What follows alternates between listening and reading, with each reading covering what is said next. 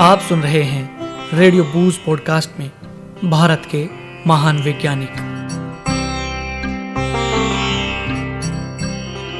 आज इस श्रृंखला में हम बात करेंगे भारत के महान रसायन शास्त्री नागार्जुन की। नागार्जुन को भारत का महान कीमियागर कहा जाता है। उनके बारे में इस तरह की कई कथाएं चल पड़ी हैं कि देवताओं से उनकी मित्रता थी और उनके बुलाने पर वे धरती पर आ जाते थे। उनकी अपार सिद्धियों के बारे में भी कई गाथाएं हैं और कहा जाता है कि वे धातुओं को आपस में मिलाकर या रासायनिक क्रिया से जिस भी धातु को चाहें पैदा कर सकते थे। इस संबंध में जितनी कथाएं नागार्जुन के साथ जुड़ी हैं उतनी किसी और भारतीय वैज्ञानिक के साथ नहीं है। इनसे इतना तो जरूर पता चलता है कि नागार्जुन अद्भुत कीमियागर थे और रासायनिक क्रियाओं द्वारा धातु के अलग अलग यौगिक बनाने तथा इस तरह धातुओं को नया रूप देने में उन्हें कमाल की सिद्धता हासिल थी। यूं तो नागार्जुन के जीवन के बारे में बहुत अधिक जानकारी आज हमें प्राप्त नहीं है। वे सन 931 में गुजरात के सोमनाथ के निकट देहक जिले में जन्मे थे और अत्यंत मेधावी थे। उनकी अद्भुत प्रतिभा के कारण लोग उन्हें चमत्कारी बालक समझते थे। कई महत्वपूर्ण ग्रंथों में उनके बारे में चकित कर देने वाली बातें पढ़ने को मिलती हैं। प्रसिद्ध यात्री अल-बिरूनी ने नागार्जुन का बड़े सम्मान के साथ जिक्र किया है और लिखा है कि रसायन की कीमियागिरी में वे सिद्धहस्त थे। अल-बिरूनी ने नागार्जुन की प्रसिद्ध पुस्तक रस रत्नाकर का भी जिक्र किया है और कहा है कि अभी तक जितना भी ज्ञान विज्ञान था उसका सार हमें नागार्जुन के ग्रंथ रस रत्नाकर में मिल जाता है। नागार्जुन के लिखे अन्य ग्रंथों में कक्षपुट तंत्र, आरोग्य मंजरी, योग सार तथा योग शतक की भी चर्चा मिलती है, पर उनका सबसे अधिक प्रसिद्ध और अमर ग्रंथ तो रस रत्नाकर ही है। इसके अलावा नागार्जुन का एक और महत्वपूर्ण काम सुश्रुत संहिता का संपादन करना है। उन्होंने बदले हुए समय के शोध से हासिल काफी महत्वपूर्ण सामग्री सुश्रुत संहिता में जोड़ी थी। आज सुश्रुत संहिता का जो रूप हमें मिलता है वह नागार्जुन द्वारा संशोधित रूप ही है।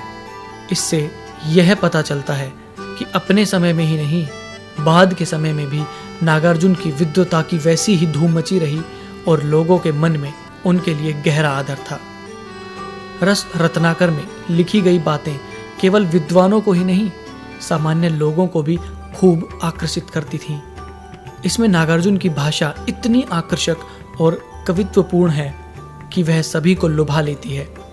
ज्ञान की बारीक से बारीक बात को भी लुभावने तरीके से पेश करना उन्हें भली भांति आता था। नागार्जुन की भाषा का एक नमूना यह है, कितना आश्चर्यजनक है कि वनस्पति, अम्लों तथा भेड़ के दूध में कई बार छोड़े जाने के बाद सिंदूर यानी कि लाल मर्क्यूरिक सल्फाइड चांदी को केसर जैसे सोने की चमक प्रदान करता है।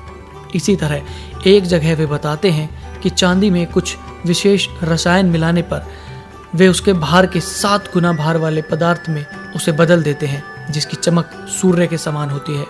पारे के अलग अलग यौगिक बनाने में भी नागार्जुन को महारत हासिल थी, पर इसके लिए उन्हें एक लंबी साधना करनी पड़ी थी। एक जगह वे लिखते हैं कि उन्होंने लोगों के कल्याण के लिए लगभग 12 वर्ष तक देवी याक्षिणी की पूजा की। तब उन्हें देववाणी सुनाई दी, हे महामुनि, जो कुछ भी तू चाहे मैं तुझे सब कुछ दूंगी। इस पर नागार्जुन ने प्रार्थना की, हे देवी, यदि आप मुझ पर प्रसन्न हैं तो मुझे पारे के यौगिक बनाने का दुर्लभ ज्ञान प्रदान कीजिए। नागार्जुन ने पारे के बारे में भी कई आश्चर्यजनक बातें कही जो आज भी हमें चकित करती हैं। पारे के द्वारा कई रोगों का इलाज हो सकता है और ठीक विधि से सेवन करने पर मनुष्य अपार बल, शक्ति और ऊर्जा प्राप्त कर सकता है। नागार्जुन ने इस बारे में बहुत रोचक ढंग से जानकारी दी है। नागार्जुन ने जीवन भर शोध करके जो ज्ञान हासिल किया उसे आने वाली पीढ़ियों ने संजो कर रखा। भारतीय ज्ञान विज्ञान और संस्कृति के विकास में उनका बड़ा योगदान है। नागार्जुन के बाद भी वृंद और चक्रपाणी सरीखे कीमियागर हुए जिन्होंने उनके काम को और आगे बढ़ाया, पर वे भी बार बार कीमियागर कला के महान आचार्य के रूप में नागार्जुन का ही उल्लेख करते हैं। नागार्जुन द्वारा लिखी गई कई पुस्तकों के अंश हमें वृंद और चक्रपाणि की रचनाओं में मिलते हैं। नागार्जुन की सारी रचनाएं आज भले ही उपलब्ध ना हो, पर जितना कुछ भी आज हमें हासिल हो सका है, उससे प्राचीन काल के इस महान रसायनज्ञ के प्रति हमारा आदर निरंतर बढ़ता ही जाता है।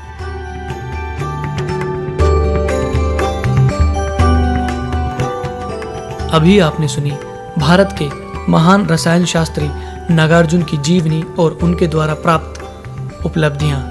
अगली श्रृंखला में आप ऐसे ही एक और महान वैज्ञानिक की जीवनी और उनकी उपलब्धियों के बारे में सुनेंगे, सिर्फ रेडियो बूज पॉडकास्ट पर, जिसका नाम है भारत के महान वैज्ञानिक।